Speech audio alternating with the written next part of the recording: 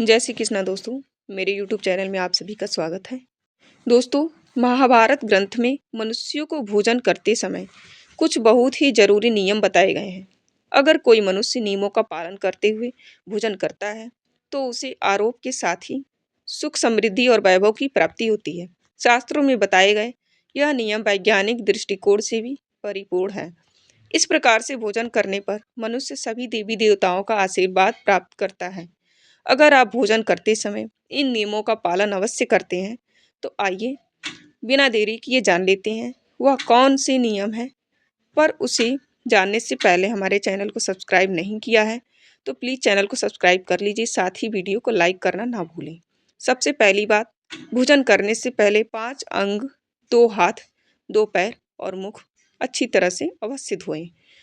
भोजन करने से पहले अन्य देवता एवं अन्नपूर्णा माता की स्तुति करके उनका धन्यवाद देते हुए तथा सभी भूखे प्राणियों को भोजन प्राप्त हो, ईश्वर से ऐसी प्रार्थना करके भोजन की शुरुआत करनी चाहिए। भोजन बनाने वाली महिलाओं को स्नान करके ही शुद्ध मन से मंत्र जाप करते हुए ही रसोई घर में भोजन बनाना चाहिए। सबसे पहले 3 रोटियां, एक गाय, एक कुत्ते और एक कौवे के लिए जरूर निकालें। फिर अग्निदेव को भोग लगाकर ही घर वालों को खिलाना चाहिए। भोजन किचन में बैठकर ही सभी के साथ करें।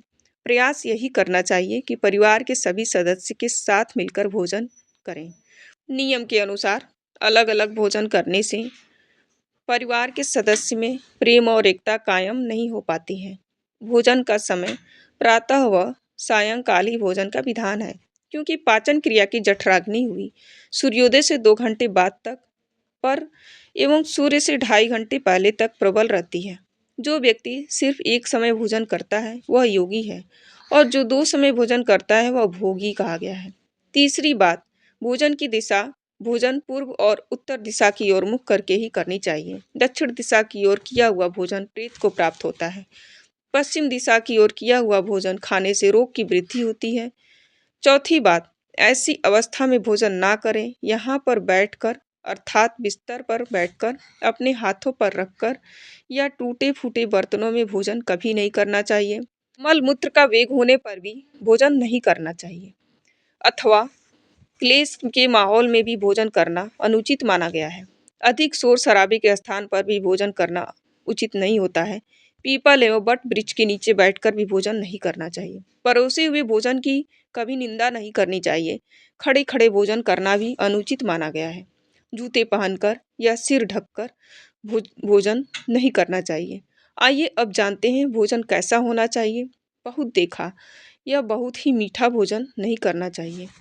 किसी के द्वारा छोड़ा हुआ भोजन भी नहीं खाना चाहिए। आधा खाया हुआ फल, मिठाइयाँ आदि फिर से नहीं खानी चाहिए। भोजन छोड़कर उठ जाने पर दोबारा भोजन नहीं करना चाहिए। जो कोई भी ढिंडोरा पीटकर खिला रहा हो वहां पर जाकर भोजन कभी नहीं करना चाहिए।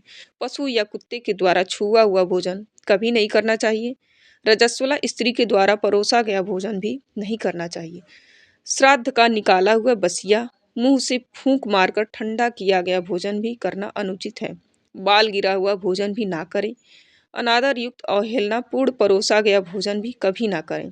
कंजूस के द्वारा बेश्या के हाथ का, शराब बेचने वाले के हाथ का दिया हुआ भोजन कभी भी नहीं करना चाहिए। ब्याज का धंधा करने वाले व्यक्ति के हाथ का भोजन भी कभी नहीं करना चाहिए। छठी बात, भोजन करते समय ध्यान रखें। भोजन के समय मौन रहें। रात्रि के समय भरपेट न खाएं। अगर भोजन करते समय बोलना आवश्यक है तो केवल सकारात्मक बातें ही करें। भोजन करते समय किसी भी प्रकार की समस्या पर चर्चा ना करें। भोजन को बहुत चबा चबा कर खाएं। सबसे पहले मीठा, फिर नमकीन और अंत में कड़वा खाना चाहिए। थोड़ा सा भोजन करने वाले को आरोग्य, बल, सुख, आयु, सुंदर संतान और सौंदर्य प्राप्त होता है। सातवीं बात, भोजन के पश्चात क्या नहीं करना चाहिए। भोजन के तुरंत बाद पानी या चाय नहीं पीना चाहिए। भोजन के पश्चात घुड़सवारी, दौड़ना, बैठना, शौच आदि प्रकार के कार्य नहीं करने चाहिए। भोजन के बाद क्या करें। भोजन के पश्चात दिन में भोजन करने के पश्चात टहलना चाहिए और रात्रि के समय 100 कदम टहलकर बाईं करवट में लेटना अथवा वज्रासन में बैठने से भोजन का पाचन अच्छे से होता है। भोजन के घंटे के बाद मीठा दूध एवं फल खाने से भोजन का पाचन अच्छी तरह से होता है। भीष्म पितामह ने अर्जुन को दिया महत्वपूर्ण संदेश में कहा गया कि जिस थाली को किसी का पैर लग जाए उस थाली का त्याग करना चाहिए। ऐसी थाली विष्ठा के समान होती है। भीष्म पितामह कहते हैं भोजन के दौरान उसमें बाल आने पर वहीं छोड़ देना चाहिए। बाल आने के बाद खाए जाने वाले भोजन से दरिद्रता का सामना करना पड़ सकता है।